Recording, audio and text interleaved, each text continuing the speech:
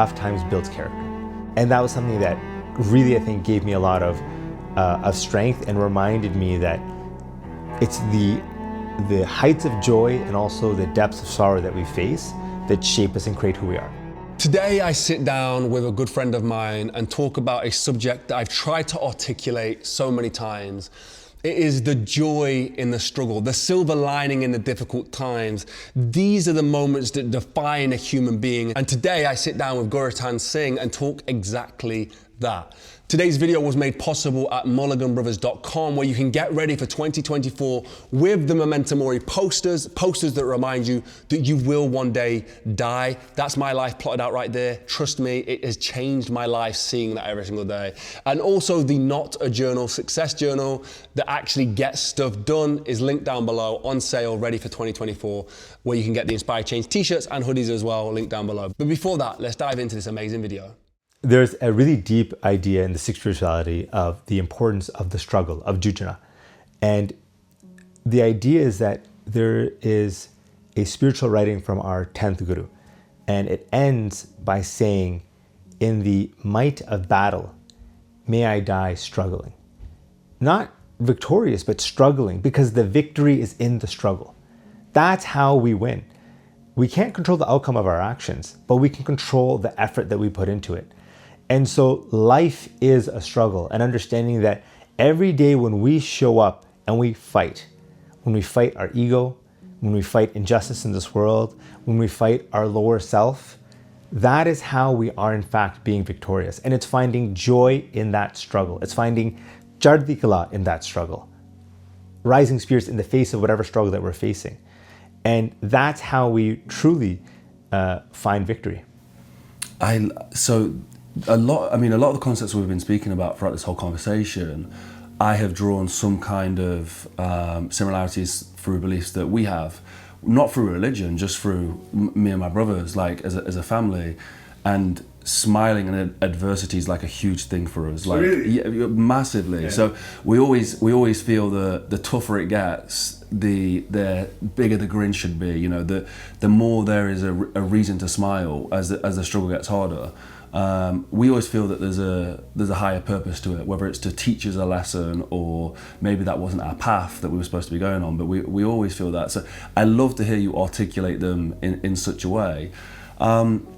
I still feel it's a very hard concept to explain to somebody who is facing adversity, who maybe hasn't got Sikhism or hasn't developed a concept like that. How do you talk to people who maybe are in that moment of adversity and difficulty, and you know, to tell them to be positive in that moment? A very difficult conversation to have. It's such a difficult conversation to have, but I think what is the root of the answer is actually in saying, when I think of falling in love with the struggle or embracing this idea of finding joy in the process, it's saying that as you face adversity, it's like a hammer beating down on a sword, right? It is making you stronger. It is building you. It is folding that steel upon steel. It's like the stone across the blade making you sharper. These are things that if we can understand how they are lessons, how tough times build tough people. Anytime I faced tough times growing up, my brother would always remind me that tough times builds character. And that was something that really, I think, gave me a lot of strength and reminded me that it's the heights of joy and also the depths of sorrow that we face that shape us and create who we are. And he would remind me of that often. And to this day, it is something that it reminds me whenever I face a tough time that is helping me develop as an individual. Yeah, and like a friend of ours, Inky Johnson, he's a motivational speaker, and he had a tragic, he was drafted, I think, for the NFL, and he got tackled just before, it was the last season game, I think, in college, and it paralyzed him, and he lost the use of his arm. Oh my God. And he was like, you know, next big thing in the NFL, and he always used to say, like, he knew that there was a reason for it, he knew there was a higher purpose for it, and his saying was that once you have been through adversity and you've grown from that adversity, you reach back over the hill and you help somebody else through adversity. But it's only through experiencing that tough situation do you have the knowledge and the right things to be able to go and help that person, which we spoke about earlier again. There's quite a few things that through tough times can be that silver lining. It's almost tough to talk about because I think some people look at you and think that's ridiculous. Like losing a loved one, how can that be good for me? How can that be helpful? It's tied into the Sikh belief of dukh daru. And what dukh daru means is that pain is medicine. And if you look at our lives, how many lessons have we learned through painful times? How much has pain been a motivator for us to be better, to let go of bad habits, to develop as an individual? If we look at pain as medicine, then we see that it can be something that corrects bad things within us. Weaker aspects of our ego or aspects of ourselves that are not aspiring to that higher true nature within us.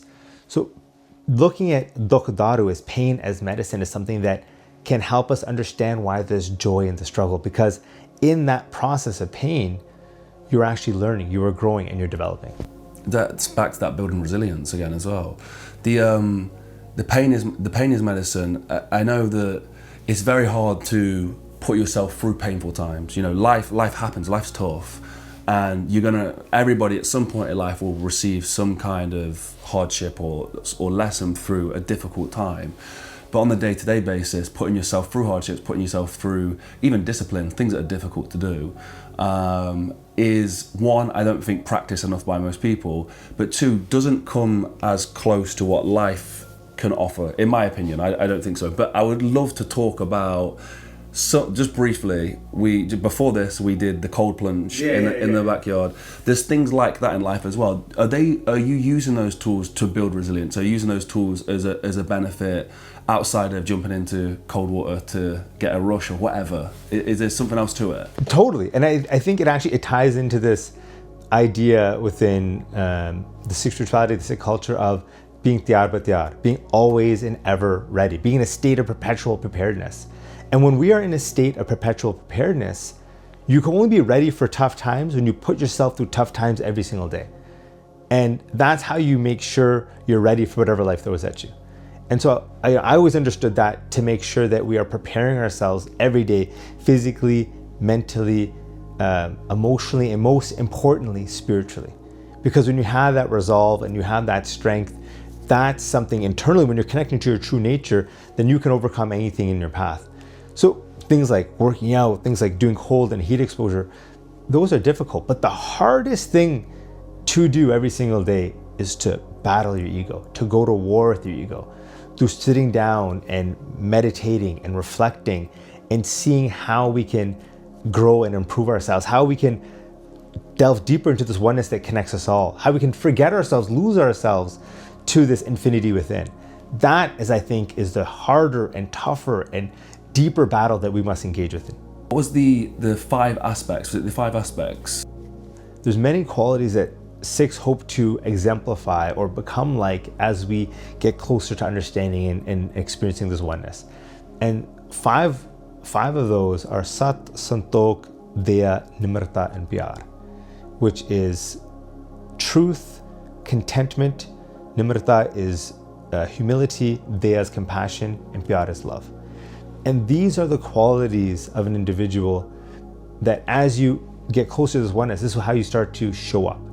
Someone who is content, someone who is not driven by desire. Desire is the root of so much pain, because desire is this insatiable hunger. There's no way you can fill the belly of desire, because when you get one desire, you're on to the next, you're on to the next, you're on to the next. Contentment in many ways is the antithesis toward desire, because you're in that moment.